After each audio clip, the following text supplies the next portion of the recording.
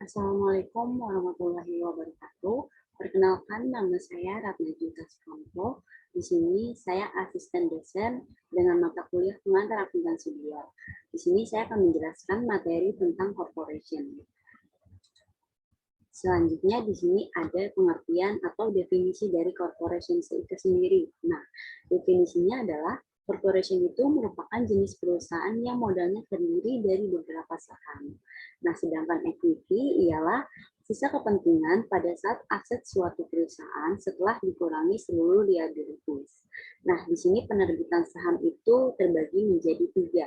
Ada par value, ada no par value, ada market value, atau par value. Nah, di sini yang pertama itu yang A ada par value, yang dimana harga saham yang tercantum di setiap saham sebagai nilai resmi per saham per lembar. Terus di sini yang B, no par value. Nah, no par value itu adalah modal saham yang tercantum di akte pendirian tetapi tidak punya nilai. Nah, jika saham tersebut diterbitkan tanpa par value, maka akan terdapat nilai pengganti par value, yaitu stated value. Yang terakhir di sini ada market value, yang dimana market value atau par value harga saham yang ditentukan oleh kondisi pasar. Untuk lebih jelasnya lagi nanti kita lihat di contoh soal sebagai berikut. Nah, selanjutnya yang tadi yang A itu kita sudah menjelaskan definisi dari corporation. Nah, di sini yang B itu kita akan menjelaskan dari jenis-jenis saham. Jenis-jenis saham itu terbagi menjadi 3. Yang pertama itu ada share capital ordinary, yang kedua ada share capital preference, dan yang ketiga ada treasury share. Nah, selanjutnya yang C itu kita membahas tentang akuntansi untuk penerbitan saham. Di sini kita akan menjelaskan jurnal-jurnal untuk penerbitan saham. Nah, di sini yang pertama itu kita menjelaskan penerbitan saham biasa dengan par value atau status value secara tunai.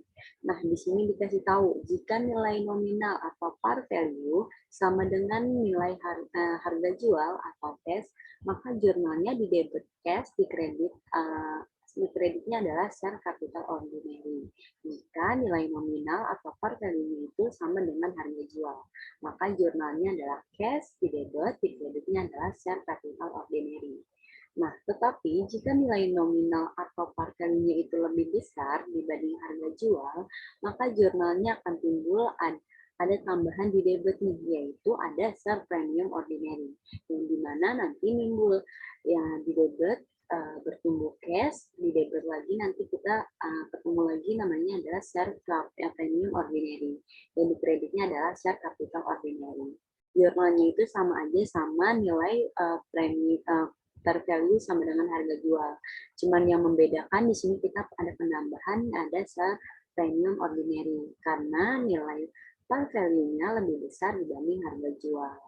Nah, terus kalau misalkan nilai nominal atau per value itu lebih kecil dari harga jual, maka jurnalnya adalah di debit cash, di kreditnya adalah share capital ordinary, dan di kreditnya adalah share premium ordinary. Jurnalnya tetap sama aja nih, sama kayak jurnal yang di atas. Cuman kalau bedanya, kalau jika per value-nya dia lebih kecil, maka share premium ordinary dia ada di sisi kredit. Terus selanjutnya yang kedua ini ada penerbitan saham untuk membiayai usaha atau non-cash. Nah, perusahaan akan mencatat nilai saham yang beredar suatu dengan par value dari aset atau servis yang diterima. Nah, jika lantaran aset tersebut tidak ditentukan, maka perusahaan akan menggunakan nilai par value dari saham yang diterbitkan. Nah, jurnalnya nanti kayak gini, di debit ada organization expense atau fixed asset, terus di kreditnya ada share capital ordinary, dan di kreditnya adalah share premium ordinary. Nah, untuk organization expense atau fixed asset sendiri nanti tergantung dari soal. Misalkan kita disuruhnya land, berarti nanti di debitnya land kita pakai land di debit, di kreditnya share capital ordinary, dan di kreditnya ada share premium ordinary. Tapi ini tergantung dari penempatannya juga, sama kayak yang di sini. Dia par value-nya itu lebih besar atau lebih kecil dari harga jual.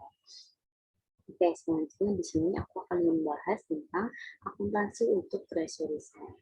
Nah, di sini tuh ada alasan dulu, alasan corporation menarik kembali sahamnya, yaitu sebagai berikut. Yang pertama, untuk diterbitkan kembali kepada karyawan. Terus selanjutnya untuk menaikkan harga pasar. Selanjutnya memiliki tambahan saham atau additional share yang tersedia digunakan dalam akuisisi pada perusahaan lain. Terus selanjutnya untuk mengurangi jumlah saham beredar dan meningkatkan earning per share. Dan yang terakhir untuk mempertahankan kepemilikan perusahaan tersebut dengan mengurangi jumlah pemegang saham yang beredar. Nah, di sini udah ada jurnal-jurnalnya untuk treasury share. Nah, jurnal pada saat pembelian saham yang beredar, nanti jurnalnya seperti ini. Treasury share di debit, di kreditnya adalah cash. Terus jurnal pada saat penjualan treasury share yang tadi ini kan pembelian, berarti kalau misalkan pembelian otomatis kita harus ngeluarin uang, makanya cash kita berkurang. Nah, di sini ada penjualan treasury share, yang dimana penjualan treasury share itu nanti kita ada dua nih pembagiannya. Kita lihat market value kita sama cost lebih besar mana. Jika market value-nya lebih besar dibanding cost, maka jurnalnya akan seperti ini. Cash di debit, di kreditnya ada treasury share, dan ada share premium treasury. Jika market value-nya itu nanti lebih kecil dibanding cost, maka nanti jurnalnya seperti ini. Di debit ada cash, di debit lagi ada share premium treasury, dan di kredit lagi ada treasury share. Terus selanjutnya di sini ada akuntansi untuk dividen. Nah, akuntansi untuk dividen ini merupakan laba yang dibagikan kepada para pemegang saham dalam perusahaan dalam bentuk kas, saham, atau properti. Nah, di sini yang pertama itu ada cash dividen nih. Nah, cash dividen itu ada 3 pembagian nih. Yang pertama itu jurnal pada saat pengumuman, jurnal saat pencatatan, dan jurnal pada saat pembayaran. Nah, kalau untuk jurnal saat pengumuman, nanti jurnalnya seperti ini. Di debit ada cash dividen, di kreditnya ada dividen payable. Terus kalau misalkan jurnal pada tanggal pencatatan, nanti kalau misalkan tanggal pencatatan no entry. Terus selanjutnya jurnal pada saat pembayaran, berarti kalau jurnal pada saat pembayaran tinggal jurnalnya seperti ini. Di debit dividen payable, di kreditnya adalah cash, seperti itu.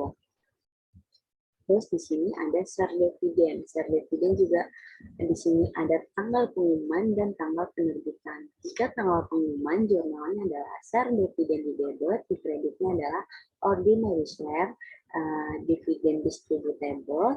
Terus jika tanggal penerbitan jurnalnya adalah ordinary share, dividen distributable, di kreditnya adalah share capital ordinary. Nah, untuk lebih jelasnya kita masuk ke latihan soal. Nah, di sini di latihan soal ini kita udah dijelasin nih. Di sini ada diketahui komposisi ekuitas akhir tahun 2011 PT Safaria yang bergerak di bidang industri pariwisata sebagai berikut. Nah, kita ini punya saldo awal nih yang kita bisa sebut. Nah, kita punya ordinary share dengan nilai par kita adalah 12.000, terus ada issue dan outstanding-nya adalah sebesar 500.000. Terus kita kaliin totalnya adalah 6 juta. Terus di sini ada total dari share premium ordinary totalnya adalah 800 juta dan net earning totalnya adalah 2.500.000. Nah, di sini ada soal nih. Buatlah jurnal transaksi berhubungan dengan aktivitas periode tahun 2019. Nah, pada tanggal 20 Januari di sini. Berarti pertama pada tanggal 20 Januari, perusahaan menerbitkan 300 lembar saham ordinary share dengan nilainya sebesar 18.000 untuk ditukar dengan tanah atau land yang memiliki harga penawaran sebesar 5.800.000. Saham aktif diperjualbelikan di pasar modal. Nah, kita lihat dulu nih, kita punya share ordinary dengan nilai par 12.000. Tapi di sini kita menerbitkan itu dengan nilai sebesar 18.000. Dan kita menerbitkan sebesar berapa? Sebesar 300.000 lembar. Jadi jurnalnya gimana? Kita lihat di sini. Jurnalnya yang kita lakuin adalah di debit land, terus di kreditnya ada share premium ordinary dan share capital ordinary. Kenapa? Berarti tinggal kita lihat nih, karena kita di sini menerbitkan. Nah, menerbitkannya itu kita ditukar dengan tanah. Kan bisa jadi kan kita ditukarkan itu dengan bisa tanah, bisa bangunan, dan lain-lain seperti itu. Nah, karena di sini disuruh dengan ditukarkan dengan tanah, berarti kita punya tanah dong. Berarti aset kita berupa aset tetap, berupa land bertambah. Berarti kita kita taruh di sini ada lem, ya kan? Nah, terus di kredit itu kita lagi masuknya tuh soal apa sih? Oh ya, tentang ordinary share. Berarti yang kita masukin adalah share capital ordinary. Terus kita lihat total tanahnya berapa sih? Nah, total tanahnya itu yang kita terbitkan sebesar 300.000 dengan nilai per share-nya itu adalah 18.000. Berarti kita kali biar kita tahu hasil tanahnya berapa. Itu 300.000 lembar dikali 18.000 hasilnya adalah 5.400.000. Berarti share capital ordinary-nya gimana? Tinggal kita kali 300.000 lembar dikali 12.000. 12.000 angka dari mana? 12.000 adalah angka dari nilai saldo awal kita. Ini yang kita punya ini. Besar 12.000. Maka hasilnya berapa? Kita ketemu hasilnya adalah 3.600.000.000. Berarti selisihnya lebih besar mana? Selisihnya lebih besar mana? Lebih besar di debit sama lebih besar di kredit. Berarti lebih kurang di kredit. Berarti kita taruh share premium ordinary di kredit. Totalnya adalah selisih. Tinggal kita kurangin 5.400.000 kita kurang 3.600.000 hasilnya adalah 1.800.000 rupiah. Seperti itu. Terus lanjut lagi untuk contoh ke tanggal 8 Maret. Perusahaan menerbitkan ordinary share secara tunai sebesar 100 lembar dengan harganya itu sebesar 15.000. Oh, yang tadi itu kita menerbitkannya itu berupa tanah. Berarti jurnalnya bakal sama aja nih. Berarti kita masuk di sini. Cuman yang tadi tanahnya kita ganti jadi cash karena yang kita terima adalah cash. Ya kan? Yang kita terima adalah tunai, berarti cash. Jadi tinggal kita kali aja nih cashnya yang kita terima. 100.000 dikali dengan 15.000. Hasilnya adalah 1.500.000. Nah, share capital ordinary-nya berapa? Share capital ordinary tinggal kita kali. 100 lembar dikali 12.000. 12 dapat dari mana? Dapat dari angka tadi saldo awal. Hasilnya adalah 1.200.000. Berarti share premium ordinary tinggal kita selisihin 1.500.000 kita kurang 1.200.000. Hasilnya adalah 300 juta. Seperti itu. Terus lanjut lagi pada tanggal 1 April. RUPS memutuskan mengumumkan pembagian cash dividend atas ordinary share yang outstanding. Totalnya adalah 200 juta. Berarti jurnalnya gimana nih?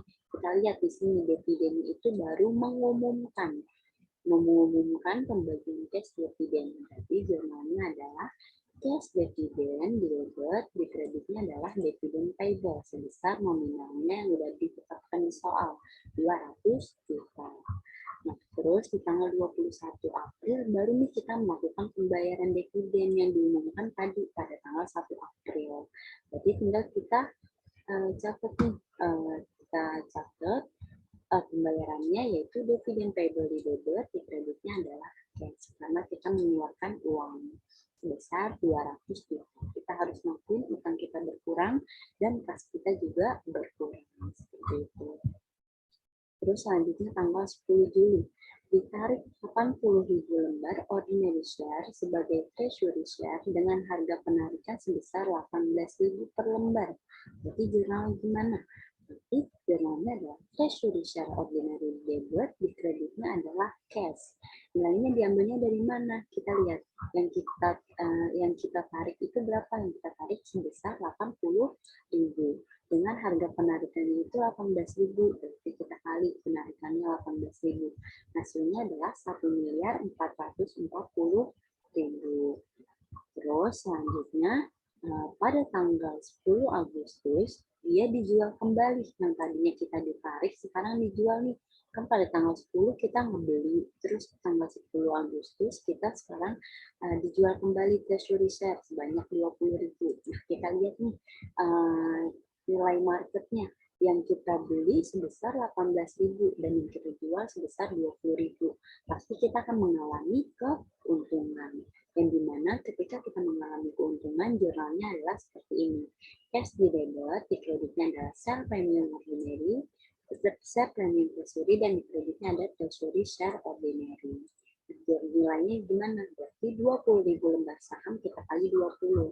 Jadi kita ambil dulu nih. Kita kan nge-share-nya sebanyak 20.000 lembar. Kita kali sama harga yang kita jual 20.000 lembar. Berarti kita kali 20.000 lembar dikali 20.000, hasilnya adalah 400 juta.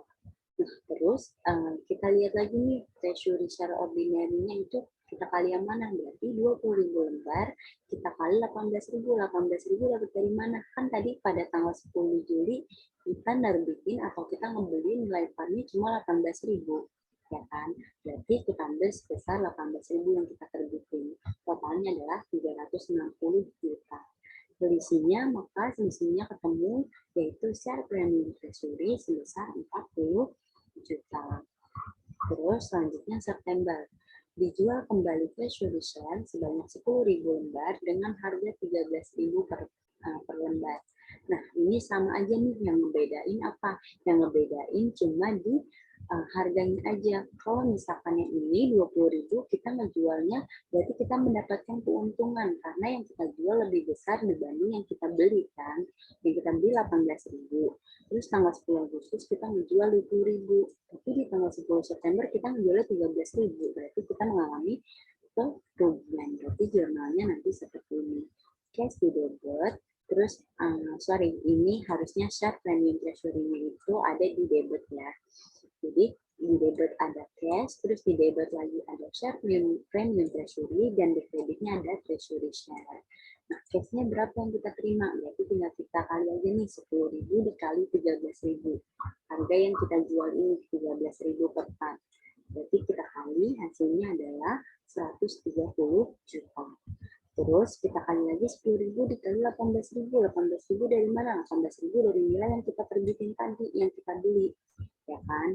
Berarti treasury share ordinary sebesar 180 juta. Terus selisihnya tinggal kita kurangin. Jadi kan kurangnya ada di sisi debit. Di sisi debitnya itu share premium treasury sebesar 50 juta.